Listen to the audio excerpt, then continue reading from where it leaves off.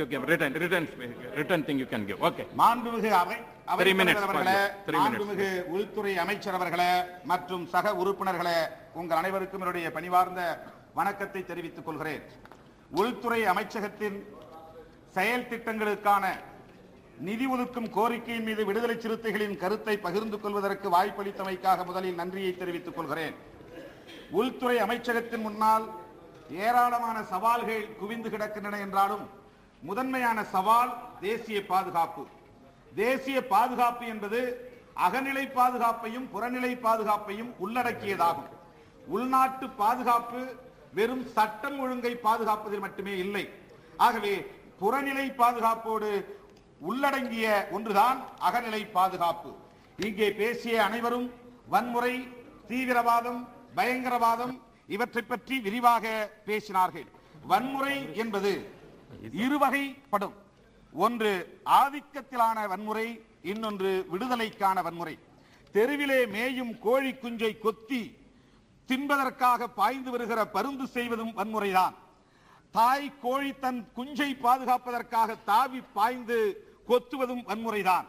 ஆனால் பருந்து செய்வது ஆதிக்கத்திற்கான வன்முறை, தாய்க்கோழி செய்வது விடுதலைக்கான வன்முறை. எனவே வன்முறையை ஒழிப்போம் என்று பொத்தாம் பொதுவிலே நாம் ஒரு அடக்குமுறையை ஏவக்கூடாது என்பது என்னுடைய பணிவான வேண்டுகோள். உள்நாட்டு பாதுகாப்பு என்பது உள்நாட்டில் உள்ள ஒவ்வொரு பிரிவினரையும் பாதுகாப்பதில் அடங்கியிருக்கிறது. தேசிய பாதுகாப்பு என்பது மக்களின் பாதுகாப்பிலே, மக்களின் வாழ்வுரிமை பாதுகாப்பிலே, மக்களுடைய அனைத்து வகையான உரிமைகளின் பாதுகாப்பிலே அடங்கியிருக்கிறது. இந்தியாவின் பாதுகாப்பு துறைகள் காவல்துறை, ராணுவத்துறை மற்றும் உளவு கண்காணிப்பு துறைகளில் அடங்கும். ஆனால் இந்த காவல்துறையிலும் ராணுவத்துறையிலும் உளவு மற்றும் கண்காணிப்பு துறையிலும் தலித்துகளும் முஸ்லிம்களும் வெகுவாக புறக்கணிக்கப்படுகிறார்கள் என்கிற உண்மையை நான் அரசின் கவனத்திற்கு பதிவு செய்ய விரும்புகிறேன். இஸ்லாமியர்களின் எண்ணிக்கை மக்கள் தொகை என்பது தேசிய அளவில் 13.4% இருக்கிறது. நேஷனல் கிரைம் ரெக்கார்ட் பியூரோ என்கிற தேசிய குற்றப்பதிவு ஆணையம் அண்மையிலே 2007ஆம் ஆண்டு புள்ளி விவரத்தை வெளியிட்டிருக்கிறது. இஸ்லாமியர்களின் மக்கள் தொகை 13.4% இருந்தாலும் எல்லா காவல்துறையிலும் தேசிய அளவிலே 7.6% தான் அவர்கள் உள்வாங்கப்பட்டிருக்கிறார்கள். இவ்வாறான புறக்கணிப்பு தான் பெரும்பான்மையான வன்முறைகளுக்கு அடிப்படை காரணமாகிறது. ஒரு தனி நபரோ, ஒரு தனி சமூகமோ அல்லது ஒரு மாநிலமோ புறக்கணிக்கப்பட்டால், இழிவுபடுத்தப்பட்டால் அவர்கள் வன்முறையை நோக்கி நகருவார்கள் என்பதை நாம் எவராலும் தடுக்க முடியாது. அதை அனைவரும் நன்கு அறிவோம். அந்த வகையிலே பார்க்கிற போது ரா, ஐபி, சிபிஐ, மிலிட்டரி இன்டெலிஜென்ஸ் என்கிற இந்த உளவு மற்றும் கண்காணிப்பு துறைகளில் சுத்தமாக தலித்துகளும் இஸ்லாமியர்களும் இடம்பெறுவதே இல்லை என்கிற அளவில் மிகப்பெரிய புறக்கணிப்பு இருக்கிறது. எனவே இவற்றிலெல்லாம் அரசு கவனம் செலுத்தி அவர்களை அங்கே உள்வாங்குவதற்கான முயற்சிகளை மேற்கொள்ள வேண்டும். இன்றைக்கு இந்திய அளவில் அனைத்து மத்திய சிறைச்சாலைகளிலும் ஒரு கணக்கெடுத்து பார்த்தால் ஏராளமான தலித்துகளும் இஸ்லாமியர்களும் தான் குற்றவாளிகளாக அடைக்கப்பட்டு கிடக்கிறார்கள். தலித்துகளும் இஸ்லாமியர்கள் மட்டுமே தேச விரோதிகளாக சித்தரிக்கப்படுவதற்கு காரணம் இப்படிப்பட்ட அதிகார மையங்களிலே தலித்துகளும் முஸ்லிம்களும் புறக்கணிக்கப்படுவதுதான் அடிப்படை காரணம். எனவே அப்படிப்பட்ட நிலைகளை கண்டறிய வேண்டும். கேடி, ரவுடி மற்றும் இன்னும் பல்வேறு விதமான லிஸ்டுகளை, பட்டியல்களை தயாரிக்க போது அதிலே இஸ்லாமியர்களும் தலித்துகளும் தான் இடம்பெறுகிறார்கள். இந்நிலையிலே ஒரு தேசிய ஆணையத்தை நிறுவி இவற்றை கண்டறிய வேண்டும் என்று மாண்புமிகு உள்துறை அமைச்சருக்கு நான் வேண்டுகோளாக விடுக்க கடமைப்பட்டிருக்கிறேன். மும்பை தாக்குதலை பற்றி இங்கே பேசப்பட்டது. மும்பை தாக்குதல் என்பது உள் விவகாரங்களால் உருவானதல்ல, அது வெளி விவகார கொள்கையோடு தொடர்புடையது.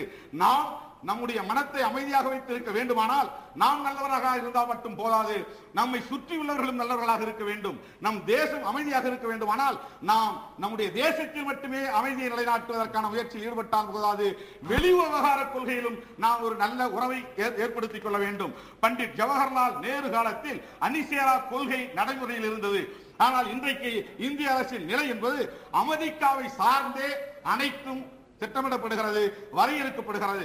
ஆகவே அணிசேரா கொள்கையிலிருந்து விலகி அமைப்பு அமெரிக்காவை சார்ந்து எடுக்கிற முடிவுகள் தான் நம்முடைய பாதுகாப்புக்கு மிகப்பெரிய அச்சத்தை உருவாக்குகிறது. ஒரு பேட்டை ரவுடிக்கு 1000 பகை இருக்கலாம். அந்த பேட்டை ரவுடியோடு நாம் நட்புறவு கொண்டால் அத்தனை பகையும் நம் மீது திரும்பும். அமெரிக்காவுக்கு உலகம் முழுக்க பகை இருக்கிறது. இன்றைக்கு அமெரிக்காவோடு நாம் நட்புறவு கொண்டிருக்கிற காரணத்தினால் சீனா உள்ளிட்ட பல்வேறு நாடுகள் நமக்கு எதிராக திரும்பி இருக்கின்றன. கச்சத்தீவு நம்முடைய அரசியலமைப்பு சட்டத்திற்கு எதிராக, தமிழக அரசின் விருப்பத்திற்கு மாறாக 1976 சிங்கள ஆட்சியாளரிடம் ஒப்படைக்கப்பட்டது. அந்த கச்சத்தீவை மீட்காவிட்டால் நம்முடைய தமிழ்நாட்டுக்கு ஜம்மு காஷ்மீரில் எப்படி ஒரு பாதுகாப்பு ஆபத்து நிலவுகிறதோ அப்படி தமிழ்நாட்டுக்கு மிகப்பெரிய ஆபத்து காத்துக் கொண்டிருக்கிறது. இந்தியாவின் பாதுகாப்பை உறுதிப்படுத்த வேண்டுமானால், அதுவும் தமிழக கடலோரத்தை பாதுகாக்க வேண்டுமானால் கச்சத்தீவை மீட்டே தீர வேண்டும். இந்திய அரசியலமைப்பு சட்டத்திற்கு எதிராக நாடாளுமன்ற அனுமதி இல்லாமலேயே அவசர நிலை காலத்தில் கச்சத்தீவு சிங்கள ஆட்சியாளர்களுக்கு ஒப்படைக்கப்பட்டது. அந்த கச்சத்தீவை மீட்காத காரணத்தினால்தான் தமிழக மீனவர்கள் இதுவரையில் 1983 300 பேர் கொல்லப்பட்டிருக்கிறார்கள். அவர்களை பாதுகாக்க இந்திய அரசு எந்த நடவடிக்கை மேற்கொள்ளாமல் மீனவர்களை குற்றவாளிகளாக பார்க்கிற போக்கு நீடிக்கிறது. மாண்புமிகு உள்துறை அமைச்சர் அவர்கள் மீனவர்களுக்கு தனி அடையாளத்தை வழங்கப் போவதாக அண்மையிலே அறிவித்திருக்கிறார். ஏற்கனவே தேசிய அடையாளத்தை வழங்கப்படும் என்று அறிவித்திருக்கிற போது மீனவர்களுக்கு தனியாக அறிவித்தால் அவர்களை குற்றவாளிகளாக பார்க்கிற போக்கு அதிகரிக்கும்.